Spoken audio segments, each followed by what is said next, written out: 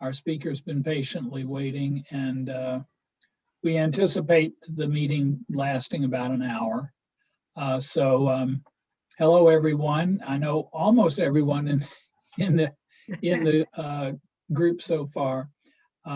Welcome to the program. This is What Does Defunding the Police Really Mean? Sponsored by the Church of Reconciliation Peace Community.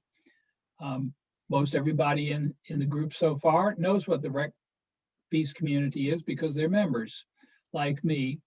But I'm Bill Andrews, and I'm speaking on behalf of the Rec Community when I say that I think many of our members in the church have been impressed by dialogues around the country over the past year concerning policing policies and reform. So we as a Rec Peace Community want to amplify local efforts to grapple with these complex issues from the standpoints of justice and peace for all communities, especially those that have experienced violence as an outgrowth of policing policies and practices that need to be reevaluated and reformed. So to promote better understanding of these local efforts, we've invited Dr. Danielle Purifoy, a leader from the Durham Beyond Policing Coalition, to speak to us tonight. Durham Beyond Policing is a grassroots coalition that advocates a holistic approach to preserving the health and well-being of all communities in Durham, particularly Black and Brown communities. Durham Beyond Policing supports the election of public officials such as the new sheriff and district attorney in Durham County who are committed to enacting meaningful reform of a criminal justice system too dependent on outdated ideas about policing and incarceration. Dr. Purifoy is a lawyer and is also assistant professor of geography at the University of North Carolina, Chapel Hill. Her research focuses on environmental justice and the racial politics of development in Black towns and communities. She serves as board chair of the North Carolina Environmental Justice Network and on the leadership team of Durham Beyond Policing. After an invocation and prayer from Troy Lesher, interim pastor of the Church of Reconciliation, Dr. Purifoy will make her presentation.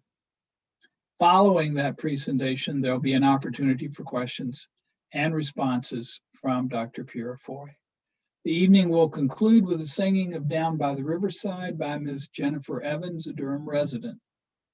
Ms. Evans is a Mississippian who sings for the glory of God, no matter the genre of music.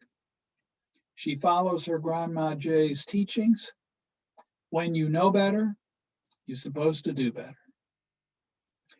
The Rec Peace Community is extremely grateful to Dr. Purifoy and Ms. Evans for their contributions to this evening's program.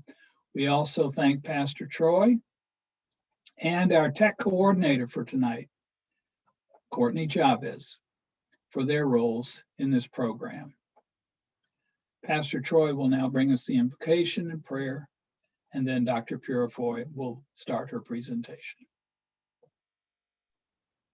It's good to be with you all tonight, and thank you, Dr. Purifoy, for being with us as well. I think any pastor invocation has to start somewhere that is known to all, so I thought I'd pick two verses from Micah chapter 6, verses 6 and verse 8. With what shall I come before the Lord and bow down before the exalted one? God has shown you, O mortal, what is good and what is offered, what is required. What does the Lord require of you? To act justly, to love mercy, and to walk humbly with God. Let us pray. Holy and high God, who are we that you are mindful of us? Bless our sharing and hearing this night. Bless the stories from whose lives they've come as deeply as you bless those who live these moments. Let us find grace and gratitude, justice and mercy in our life together with you. Amen. All right. Well, thank you very much, Dr. Andrews, and to everyone for the invitation to speak today. So I'm gonna just share my screen here and let me know if you don't see the presentation. Good, solid. Okay. Um, okay. So I am one of the members of the leadership team, as Dr. Andrews said, of the Durham Beyond Policing Coalition.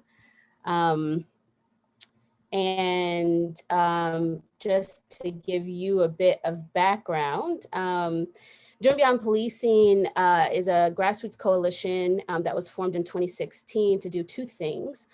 First, to divest from policing in, oh, sorry, trying to move this thing. First, to divest from policing in prisons. There is and so that's, you know, you've heard a lot of messaging around defund movement, and it has meant different things to different folks who have utilized the term. For Durham Beyond Policing, what it means for us is abolition of policing in prisons. And two, the idea is to reinvest our public resources into supporting the health and well-being of Black and Brown communities, who are overwhelmingly the targets of policing and incarceration. And the idea here is that by redistributing our public resources to actually get at the structural matters that structural conditions that produce things like violence, produce harm in our communities, we actually create a much safer community than this punitive system that actually just cycles harm after harm, sort of perpetuates a cycle of harm, which will benefit everyone in the end. So just a bit of background of how we got here. In 2016, there were a few things that were going on that really led a group of mostly Black and Brown and queer organizers in in Durham to begin this coalition. The first was the murder of Levante Biggs by Durham police in the fall of 2015.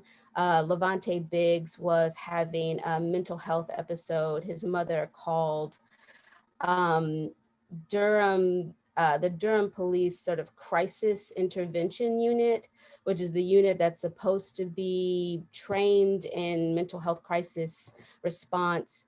The regular unit of the police showed up and shot him dead before the other unit could get there. You know, there was never any kind of accountability for Levante's killing. The second thing that was happening was that city workers were demanding a $15 an hour minimum wage. This was has been a fight for a really long time, and we'll get to kind of how that panned out. And then the third thing that really catalyzed Durham Beyond Policing was the fact that the city council had approved a bond for initially $81 million to fund what is now built. It's the new Durham Police headquarters that's now on East Main Street. It ended up costing, so you'll see different figures on these signs here. It was initially quoted as $81 million. It then got estimated down to $71 million.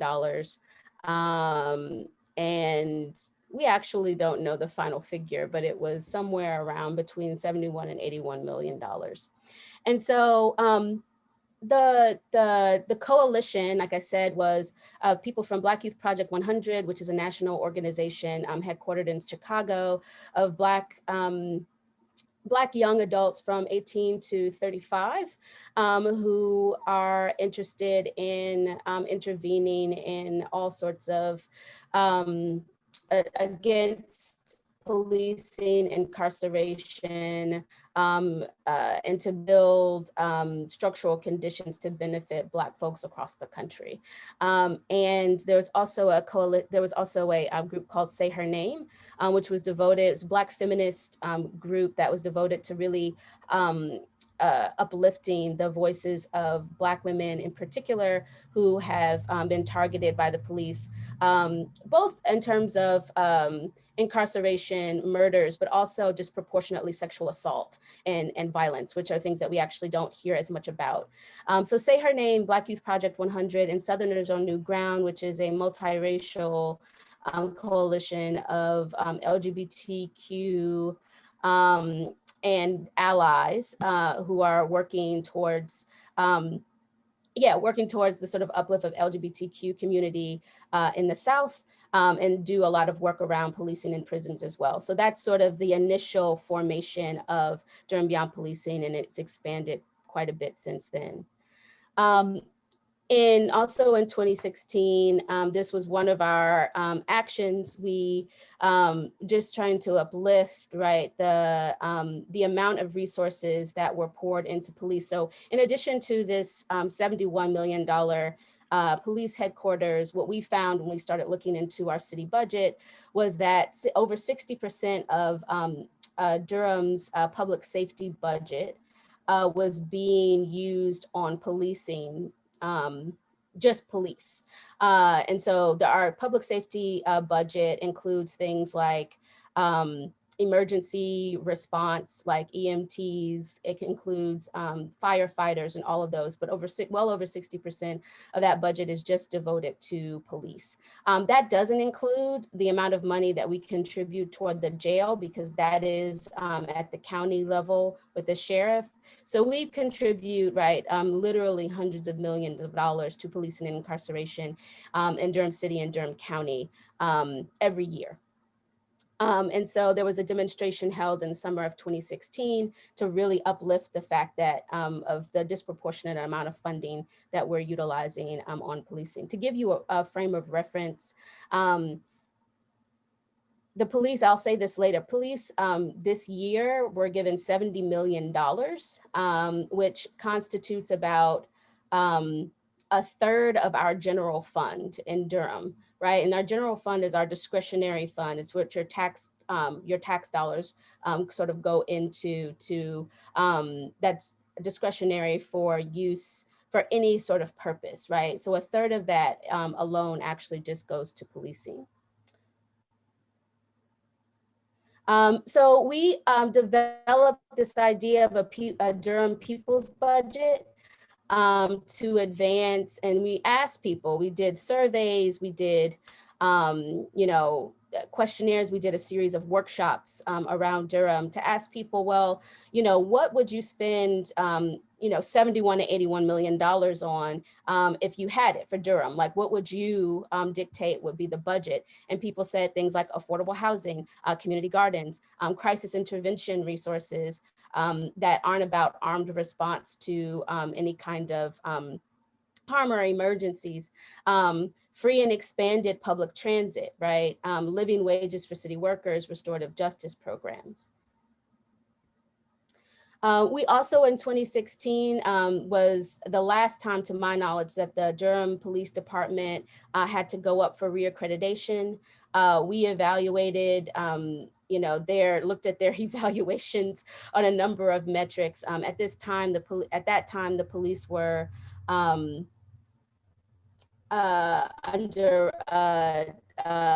the previous police chief. And what we saw is Chief Lopez. And what we saw were a range of abuses that even the accreditation committee had put forth. And so we launched a short campaign to de-accredit basically the Durham Police Department. And this is us at the hearing with our community report card on the police back in late 2016. And of course, they were reaccredited, right? So, it doesn't really matter. They're like, document all the things that the police are doing against the advice or against the protocols, but they never are they never lose their accreditation. In 2017 was the advent of participatory budgeting in Durham. And so we got really heavily involved in supporting participatory budgeting because, again, as we see it, as we started to evaluate the budget, we thought, well, here's a start, right? Participatory budgeting, if you don't know, they took about $2 million from the city's budget, which is about $600 million, that they used, that we got to vote on, right? Like what that was, various projects that it could be used on in the city and at the county level. It piloted in North Carolina in Greensboro, and then we took it on. And I think they're gonna start another round of it soon, but we were heavy supporters of participatory budgeting as it stood at that time. This is also us. We did a lot of community surveys, as I said, around Durham, asking folks, door knocking, especially in East Durham, where the police headquarters, the new police headquarters is located, is actually across the street from a public housing, several units of public housing, just knocked on doors and asked people what they thought of the police headquarters, told folks how much it was going to cost and asked folks what they would use the money on. And we got very similar responses, right? Some of the things that we outlined in our people's budget. We also worked in coalition with Durham workers, right? So for May Day, we had, we partnered with UE 150. I'm sorry?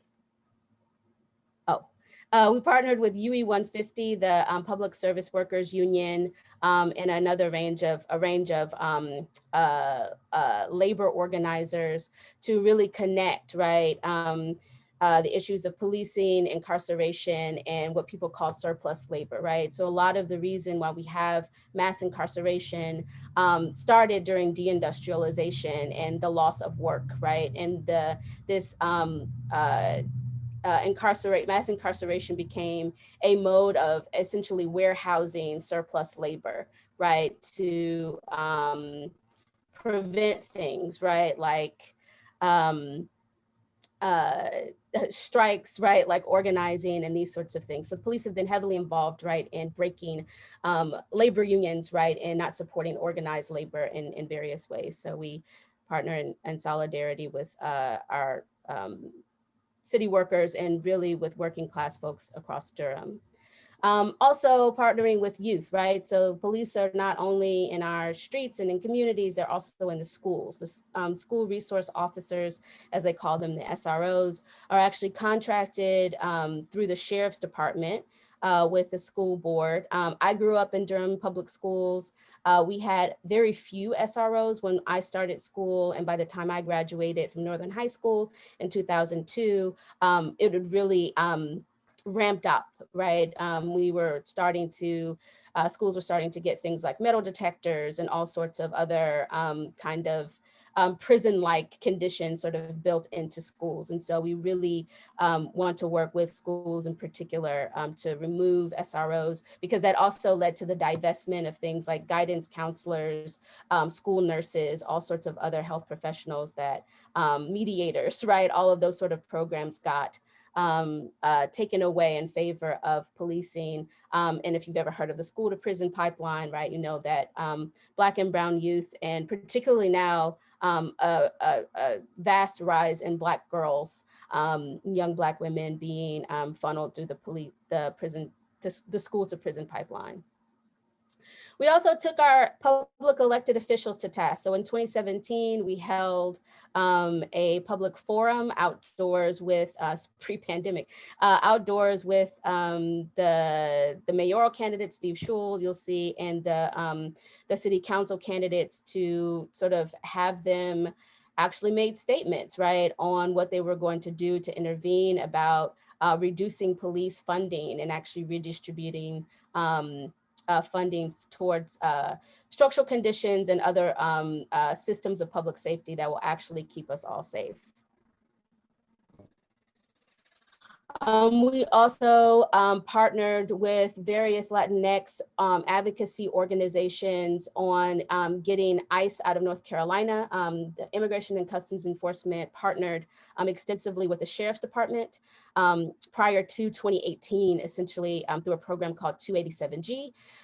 Which would basically hold over people who had been arrested in the jails until they could be labeled as documented or undocumented. And those that did not have documentation were held for ICE to be picked up, essentially. So there was this longstanding collaboration between ICE and the Sheriff's Department that is no longer in existence in Durham County, but ICE, as we saw with the, as we saw in some of the schools, right, and later 2017, 2018, is still very present in our communities and doing things like routine traffic stops and those sort of things for checking people's identification as ways to kind of capture folks. So we partner with a lot of these organizations in order to really support the work of getting 287G canceled and to stop ICE, right, from being an additional sort of police force in Black and Brown communities. So in 2019, there was a proposal by the City Council, not the City Council, proposal to City Council by the police to fund 72 new police officers. This came as a response to a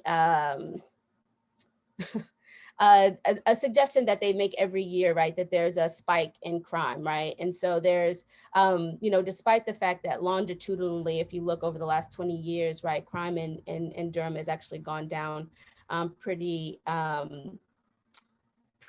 drastically. What we have seen is that regardless of what happens with crime, the police present arguments to up the budget of the police and increase the force. And so in response to that, we decided to create a counter budget proposal in 2019 to propose a community-led safety and wellness task force through the city that connected the city, the county, and the school board, the three entities, right, that are actually very rarely connected.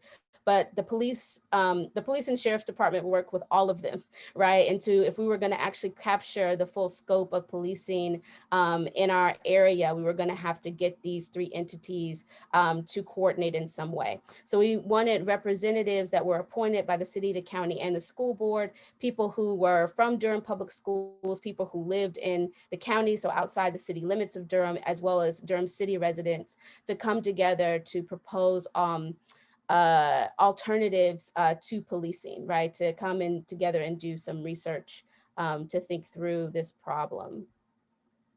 After we submitted this this counter proposal, we had a community sing and budget hearing rehearsal.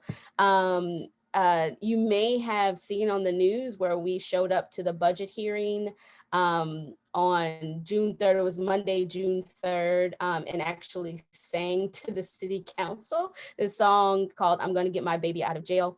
And we just sort of put forth this event was to kind of prepare folks for that event, for that hearing, and to lay out for everyone who wanted to hear about it, what was in the budget our budget counter proposal.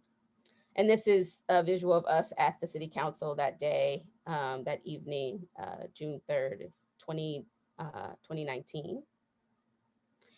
So the Community Safety and Wellness Task Force, we actually successfully got passed through the city, the county, and the school board actually late last year. It took a full year for each of those entities to ratify the bylaws for the city council. And so they're almost finished with appointing all of the task force members for each body. So we'll start to see meetings happening in the next few months. But just to know, as I said, it covers the city, the county, and Durham Public Schools. The idea is for them to research and uplift existing Durham community safety and wellness initiatives, to research those initiatives existing in Durham, and then also that are, the many others that are already occurring in other cities across the US and across the globe. And then also to propose new systems of community safety and wellness for Durham City and County investment. And so that is the task of the various tasks of the task force. Just to highlight what happened in the budget cycle last year, right at the very beginning of the pandemic, I guess we had been shut down maybe for about 3 months at that point. This was the budget hearing happened in June and actually happened the very first night of the protests against George Floyd's murder. And so it was, most of our folks were actually protesting in the street, and then a couple of folks, including myself, attended the budget hearing to put forth, right, that, you know, that it was really unconscionable to be increasing the budget for the police, especially during this time, not just because of George Floyd's murder and the murder of other people who had been murdered in Durham, including Frank Clark, people who had died in the jail, including Matthew McCain, Eunice Fennell, right? It was really unconscionable to us that the Durham City Council would increase the budget during a pandemic, right? Where people needed resources for a ton of other things. But they did. They actually increased the budget to the police to $70 million. It was a 5% increase from 2019, 2020. I will say that they actually voted against increasing the budget for those 72 new police officers in 2019. So it was a big victory for us that year. And then they basically turned around and increased the budget again this past year at a time when city councils across the country were actually doing the opposite, doing what they had already done the year before. So the police got an increase of 5% to $70 million. Again, it represents nearly a third of Durham's general fund. Again, our discretionary funding, right, what we can use for anything. And then in contrast, right, during the pandemic, the city workers who had fought for years to get rid of the racist merit pay system, they won in 2019, and 2020 was supposed to be the first year that they got their annual step pay according to this new plan that they had. Those scheduled pay increases got canceled. City retirees faced a 20% cut in health insurance funds, and then we had increases to water and sewer rates. So really the only city agency that really came out ahead, right, during this pandemic, at the beginning of the pandemic, were the police. And we thought that, again, that this was unconscionable. Looking forward, we have just gone through a kind of strategic plan for ourselves for the next, I guess, 4 years now. Our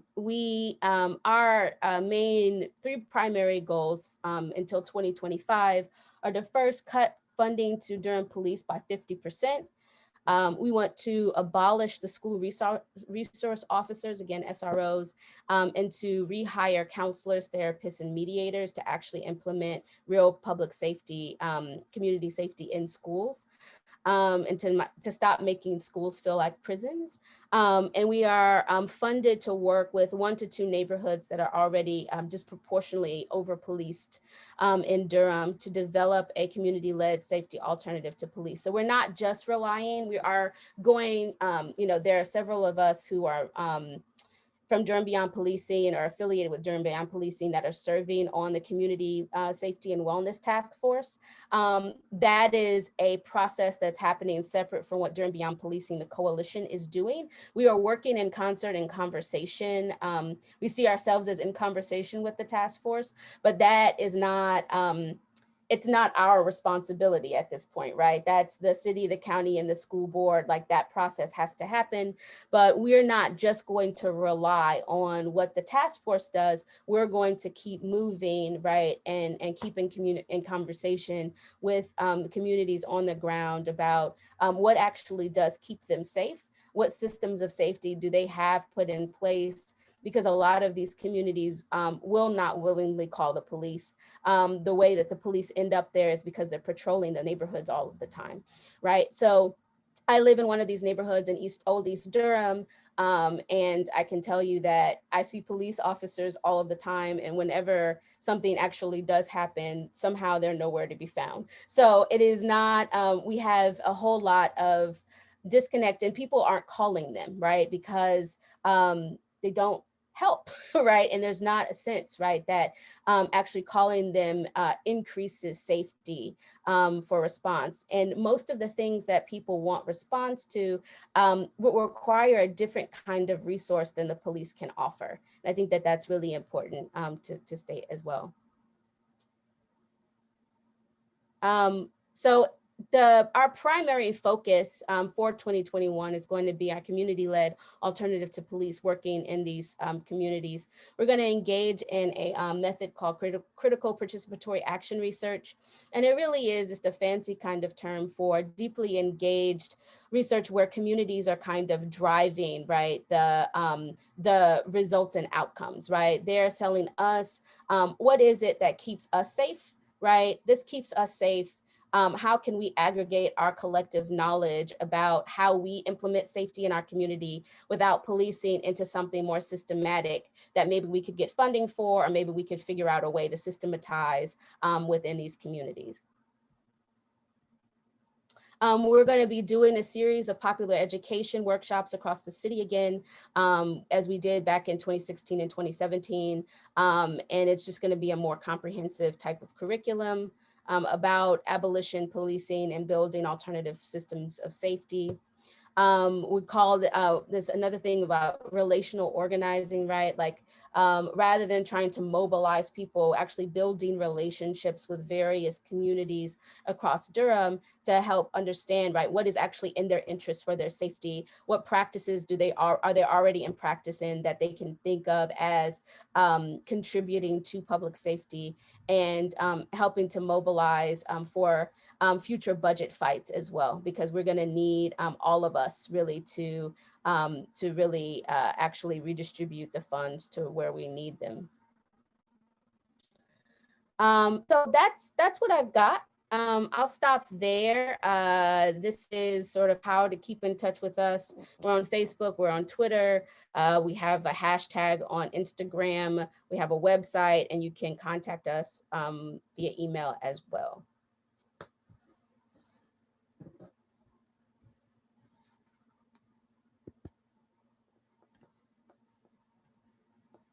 Let me see if I can stop sharing my screen here. Thank you, Danielle. That was enlightening and challenging. There's a great deal to be learned from hearing what you've had to say about, and I'm sure there are going to be questions, people wanting to hear even more about some of the things that you discussed. So we're going to invite questions for Dr. Purifoy. You can ask your question in one of three ways.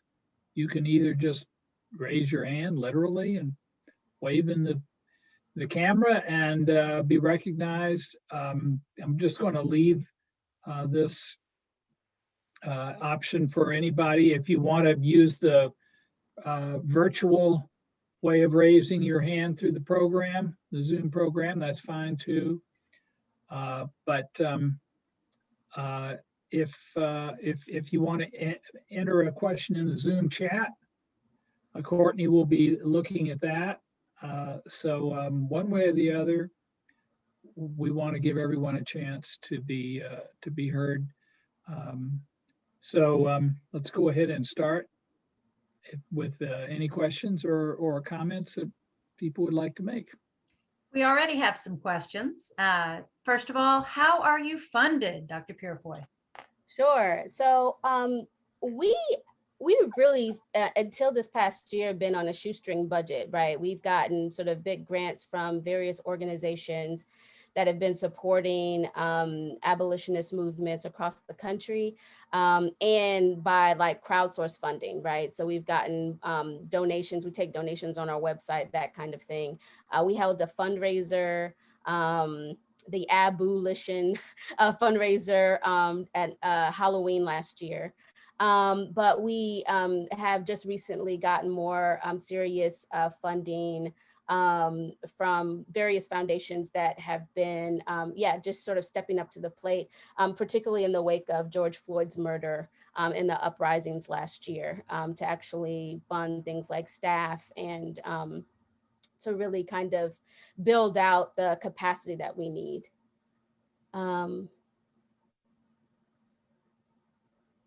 Okay. What is the way you would respond to drive-by shootings that are publicized in the media? Is that a serious concern? Sure.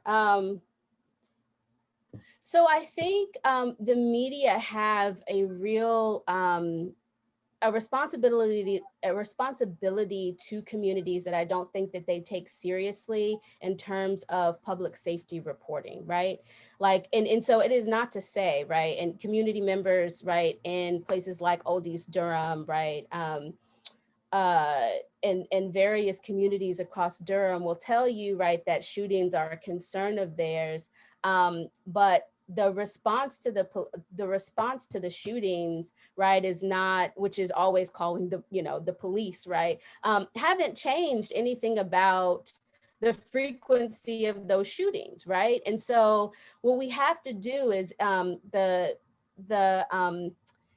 we have so the media, I think, has a responsibility to report that part of the story out, right? And actually to raise those kinds of questions, right? There's a presumption, right, that the police are actually doing something that is altering the course of the violence that we see happening in communities. What we do know, and what has been shown in other countries, right? Remember that we incarcerate, right? We imprison, we invest more in policing than any other place in the world. And we also incarcerate more people than any other place in the world. Other countries and societies have somehow figured out other ways to manage public safety without pouring quite so many resources in. There's nothing special about people in the United States that warrants, right, this kind of response. And so in the absence, right, of real shifts in crime, right? We can't even attribute decreases in crime to the police, right? We have to understand that really what happens is shifting conditions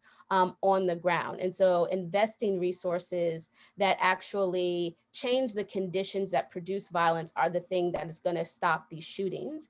And we have to, and so instead of sensationalizing, right, upticks in shootings, which are of course going to happen during a pandemic when people's resources are being stripped away from them, right? And we're not actually redirecting a ton of our public resources to support those folks, right? We want to pour more money into putting people in prison who are trying to survive on the streets, right? And so it's really important, I think, for the media, right, to really actually have this conversation rather than sensationalizing crime, not taking a long view of what's happening and not interrogating, right, the underlying assumptions that they know people will have when they report these sort of things. All right, thank you. Did a change in sheriff make any difference? Obviously, it didn't change the budget increasing, but otherwise, did it make a difference? No. So we did. So what I will say, because in the introduction, Dr. Andrews said that we had supported the sheriff. It's very difficult to say that we supported, like, support any candidate, right, for, especially an elected official, right, for something that we believe should be abolished. What we thought at the moment, right, was that maybe we in this moment could achieve some form of harm reduction from Sheriff Andrews's reign, right, as sheriff, right? And there were some promises that were put on the table from the sheriff's department, for example, stopping the sheriff's collaboration with ICE under the 287G program. That did happen, okay? So I will say that that did happen. But what hasn't really happened, right? 287G was just one of the ways that ICE infiltrates, right, or collaborates with local law enforcement, right? It doesn't have to be under a formalized type of contract. So what we found was that we still, saw a lot of people being snatched up by the sheriff and then by ICE. We also, saw that there wasn't really very much change in, the numbers of people that they were putting in the jail, right? And even during the pandemic, right, those numbers lowered slightly. And then within a few months, basically, by the summer, they were back up to pre-pandemic levels, right? So we didn't really see anything change. And I think this is an important point because both our sheriff and our police chief are Black, right? And I think it's really like, and that is, it's very much stated like the representational politics of having people who look like the communities that they're supposed to be serving and protecting, or that have had historic conflict with, will actually fundamentally change anything about that system. We know that that is false, right? We know that having someone who looks like the folks in the community doesn't really fundamentally change anything. It may up the sense, right, of trust that people have initially in those systems, right? But it doesn't actually change the outcomes on the ground, right? And one example of this was that in 2018, and you probably didn't hear about it at all because they report more on when police kill people than when the sheriff department do. There was an 18-year-old Black man who was murdered in December by the sheriff's department in December of 2019. They ruled it a suicide. It was like the circumstances of the case. This was reported in Indie Week, but I didn't see it widely reported really anywhere else. And they said that he shot himself as they were approaching his car. They pulled him over. He spontaneously shot himself and then drove away and ran into a telephone pole, right? And there was a huge resistance to an independent investigation. But again, as we have to understand, right, that even when they did eventually get that state independent investigation, there is a lot of incentive at every single level, at the state level, at the county level, at the city level, right? For these sort of cases to not be held to account, right? And there's not even a question about, an accountability of someone dying in your custody, right? Because it took them 4 hours after he died, right, for them to actually notify anyone, right? For them to actually, right, they didn't call the ambulance immediately, right? So there were a whole lot of things that happened that even if he had spontaneously killed himself, right, that would have, if they're right there, right, they might have been able to save his life. So just to say, right, there's a lot to account for. And there have been at least 2 COVID related deaths at the jail that really have gone unreported as well. And we don't know how many else. These were 2 that kind of got out eventually because the people ended up in the hospital and they died there. And so it's been sort of disconnected, right, from jail culpability. So yeah, that's what's been happening with the sheriff's department. So no, it hasn't really changed anything. And if anything, they've increased the budget of the sheriff's department every year, just as they do with the police. Thank you. Can you say more about the community-based alternatives to policing, such as restorative justice? Yes. So I think one of the things, and I would encourage folks, if you haven't, to I don't have the book on me right now, but there's a book that that just came out by an abolitionist organizer, long-term abolitionist organizer and scholar named Miriam Kaba. I'll put her name in the chat. And the book is called "We Do This Till We Free Us."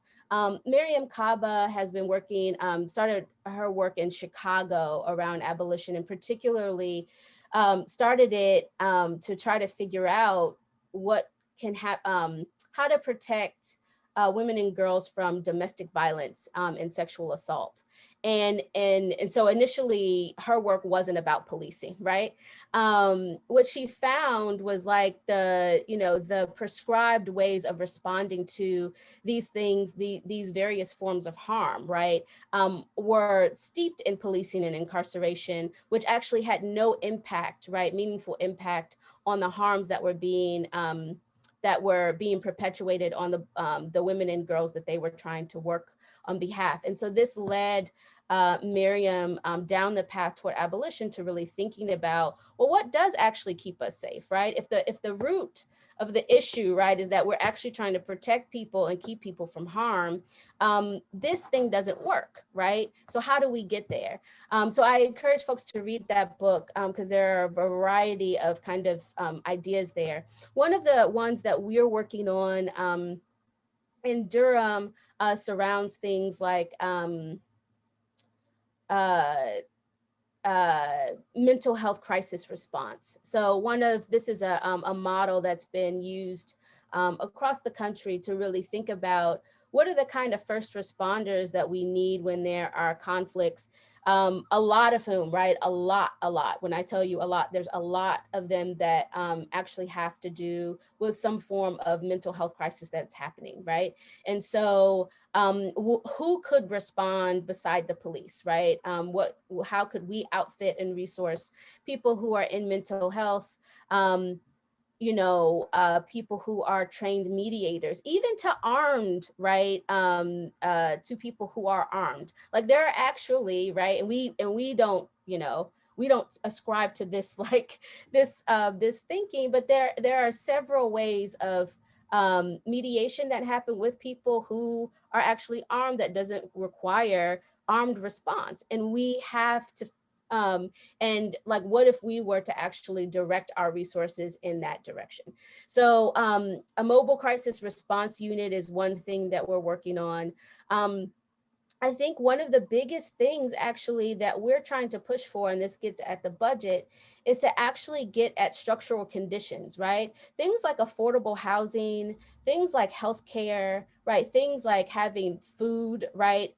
Like we would be in awe, right? And I don't actually think we'd be in awe, but it's amazing, right? How those things actually have direct impacts, right? On harm that happens in our communities. So a lot of these things are just like core structural issues that if we actually had the resources to pour into them, right? Instead of pouring into punitive responses to not having these, to being under these sort of really horrible conditions, right? Then we might actually see the largest reductions in harm, right? And so, what we're left with, right, are, what we're left with is, how do we deal with harms that feel like inevitable because people are people, right? And I think that's where we get into restorative justice programs, right, that aren't about caging people, right? Because there's no evidence, right, that caging people reduces harm, right? Like that's just not the thing. And I think it makes people feel better intuitively because you're like, oh, this person's not on the street, right? And like the reality is that most people who get caged get out of cages eventually. And if they've been harmed, right, and abused and neglected and separated from society and isolated for all of that time, that increases the potential for what we call recidivism, right? What we call, right, the perpetuation of harm again, right? And so that can't be the answer. And we can't just cage people forever. Like that doesn't make any sense, right? And so really thinking through some of the restorative justice programs that are centered around people who have been harmed, and thinking through what are the processes of reparation, right? Like how do we get to an acknowledgement and a kind of repair of harm, which could look different in every single situation, right? It doesn't look like a sentencing and, and disposability, right? And I think that gets sort of at the core of what we're about.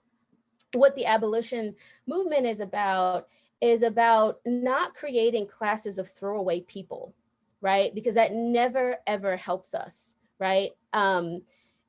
Every person is capable of doing great harm under any circumstances. There are no people who are inherently good or bad.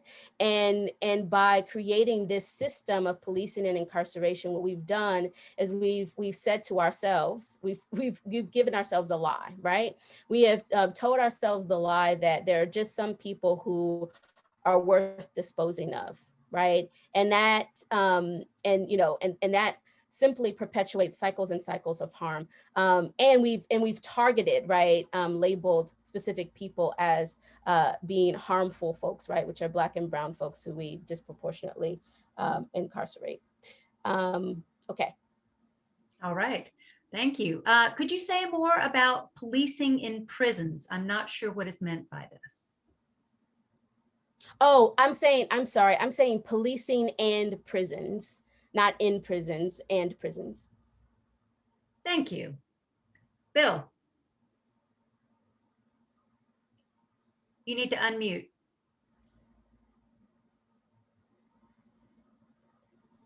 So a couple of people were asking in the chat about SROs, and I was just wondering, do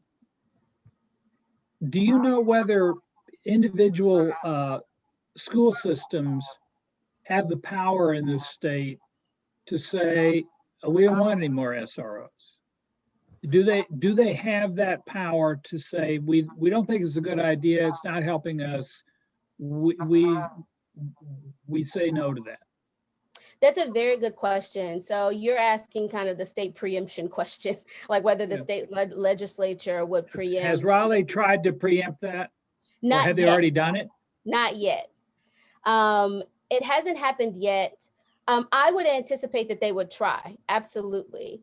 I think that the work that we're trying to do, right, is to would gear us up for that kind of fight. And I think this is, it's going to be a long one. Raleigh, there actually there's a 2-part series in Scalawag magazine about the push by a whole youth justice coalition in Raleigh to push SROs out of schools, and that campaign and out of Raleigh public schools. And that, it hasn't materialized into anything yet, but it's something that that the students are still pushing for. And there's a youth justice coalition in Durham that Durham Beyond Policing is really following the lead of, right? Who are students in Durham public schools that are like, no more of this, because they've experienced, their girls have experienced sexual assault by SROs. They've experienced physical violence by SROs. There's no evidence, right, that SROs are keeping students safe. And I know that, the issue that a lot of parents are worried about are school shootings, right? Like we understand that, right? And it's a very sensitive issue. But again, right, like the importance of these things, the importance of creating structural conditions in places, creating safe places within schools. Though there's no evidence that SROs prevent those kind of school shootings, right? And so it's just, and they are disproportionately located in places where those shootings are actually less likely to occur. The school shootings that we see, the mass shootings that we see disproportionately happen in suburban white schools where SROs are like actually not, right? Because like a lot of these families don't want police in their schools, right? They invest in other things. So we have to really think about a more holistic approach to safety, not just for the schools in Black and brown communities, but also what's happening in these like majority white school districts where these cases are more likely to occur. Thank you. We have time for one more question. If someone has a question that's not in the chat, but you'd like to ask, we've got time for another question. One more. Wes. Wes?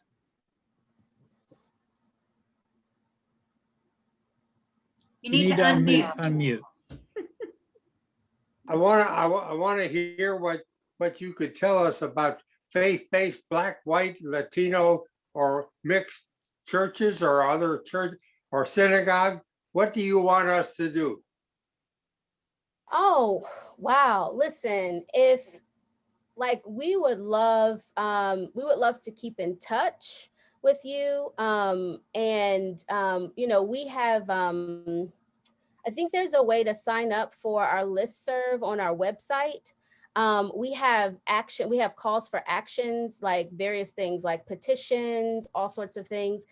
If this is something that you're interested in, I mean, there's no more powerful thing than actually talking to our elected officials and letting them know, like, our church supports this. Like, that's what they want to hear, right? It's a very hard, I mean, we still have this kind of silent majority problem in the city council where we could have thousands and thousands of public comments about, we don't want this, and the city council still decides to do the thing that like we say that we don't want because they assume that there's some silent majority that that actually wants it, because it goes, you know, what we're saying goes against their presumptions, right?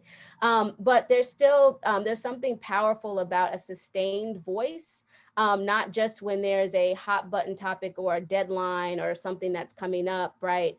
To just kind of be in conversation with them and say, hey, like we've heard from Durham Beyond Policing, I'm convinced by this. I've looked into some of the evidence here. What can we do differently here, right? How can we redistribute our resources? And just be on the lookout for things that we put out. We're going to be, again, we'll be in touch a lot more now that we have more capacity across the city. Thank you.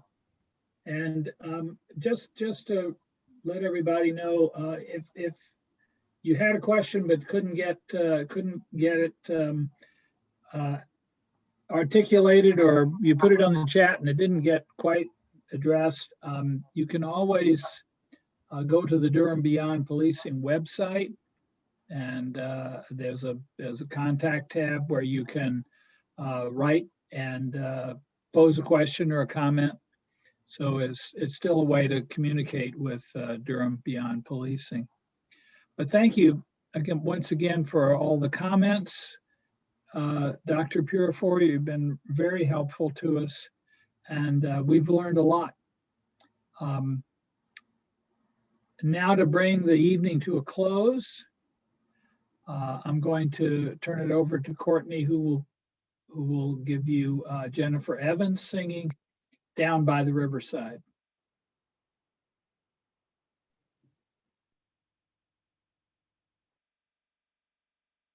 I'm gonna lay down my burden down by the riverside, down by the riverside, down by the riverside. I'm gonna lay down my burden down by the riverside, study war no more. Said I ain't gonna study war no more. Hey, study war no more. I ain't gonna study war no more. Hallelujah. I ain't gonna study war no more. Hey, study war no more. I ain't gonna study war no more.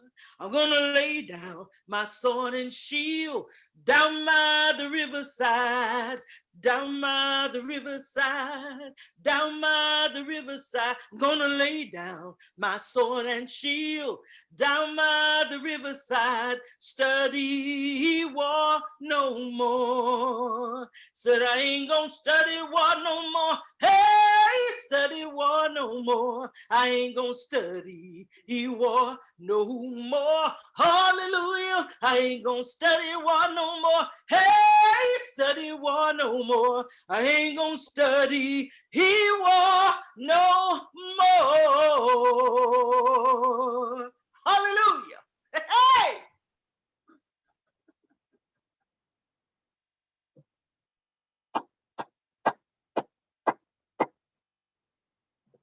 She's wonderful. Wonderful. She is indeed. Thank you, everybody, for being a part of this tonight. It's 8 o'clock. We promised Dr. Purifoy we would let her go at 8, and we thank you very much for all being here. Thank you. Thank you. Could I just say one last thing?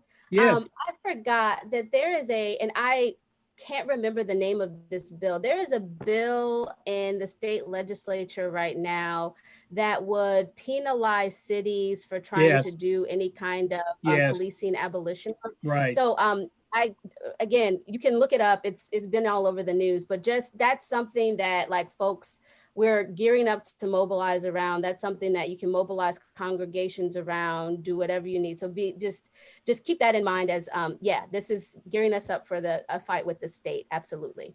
Right. So thank you. Here, here. Thank you. Thank you. Thank Yep. you. Thank you.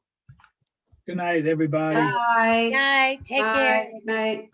Bill, you did a great job too. Thanks. Thank you very much. Thank you. Bye-bye. Thank you, Courtney. Yes, thank you, Courtney. Good night. Sure thing. Good night. Good night.